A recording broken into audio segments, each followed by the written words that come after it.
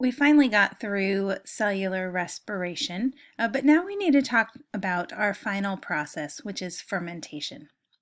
So we said that after glucose is broken down into pyruvate during glycolysis, depending on the cell and the organism, you can either undergo cellular respiration or you can undergo fermentation. So fermentation occurs in organisms that either cannot or do not perform cellular respiration because they cannot utilize oxygen. Remember, this is different from our anaerobic cellular respiration. This occurs in organisms that don't have mitochondria, or in certain situations when oxygen is not present can switch over to the process of fermentation. So fermentation is sort of the continuation of glycolysis, and we use it to produce a little bit of ATP and to generate some electron acceptors. But in fermentation, glucose is actually not completely broken down, not like it is in cellular respiration and oxidative phosphorylation. You're probably more familiar with fermentation in food production, beer, wine, some dairy, things like that. So fermentation can happen in two different types of organisms. One are obligate anaerobes. So anaerobe meaning without oxygen, obligate meaning all the time. Obligate anaerobes can either be those that only perform fermentation or only perform anaerobic respiration. You can kind of use it for either one of those groups of organisms. But these are organisms that cannot survive in the presence of oxygen. So they cannot even come in contact with it. They can't utilize it in any way. This is mostly bacteria, specifically gut bacteria. So we talked about those methane reducers in the guts of cows. Those are obligate anaerobes. And there are many others that just survive in environments lacking oxygen. And then there are a few fungi that are obligate anaerobes.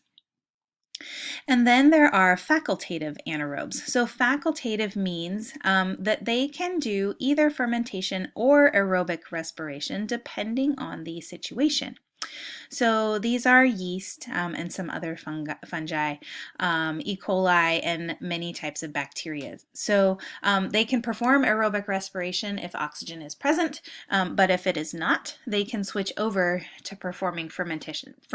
So they can kind of do both depending on the situation. There are lots of different methods of fermentation. We're going to talk about two, alcohol fermentation and lactic acid fermentation, because these are kind of the most common and the ones that you would be most familiar with.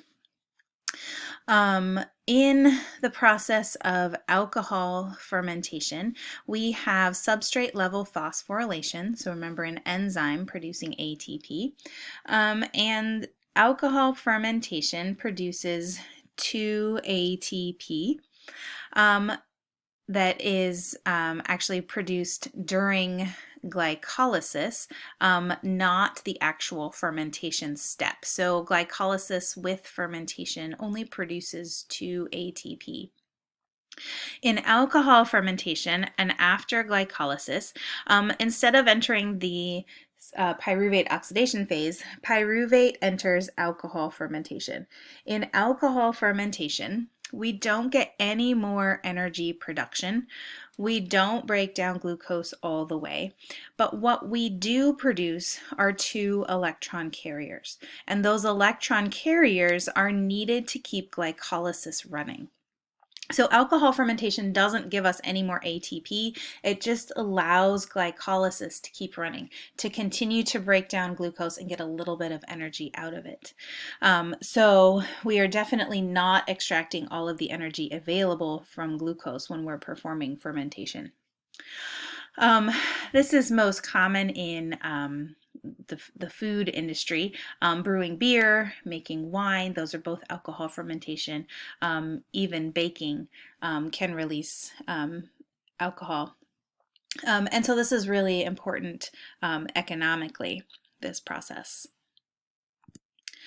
Our second type is lactic acid fermentation. Again, we are producing 2 ATP in glycolysis because that's what glycolysis does.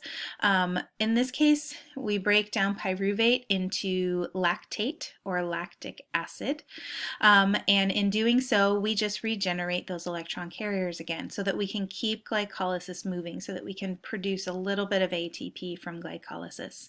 Again, not a complete breakdown of glucose. The point of lactic acid fermentation is to keep glycolysis spinning, which does not completely break it down. This is often used by fungi and bacteria to make cheese or yogurt. It's also used in our muscle cells. So our muscle cells are generally performing cellular respiration. We breathe in oxygen, our hemoglobin molecules take that oxygen to our muscle cells, and our muscle cells generate ATP for movement. But in an intense workout situation, your muscles can actually run out of oxygen. Your blood can't supply enough oxygen to those muscles.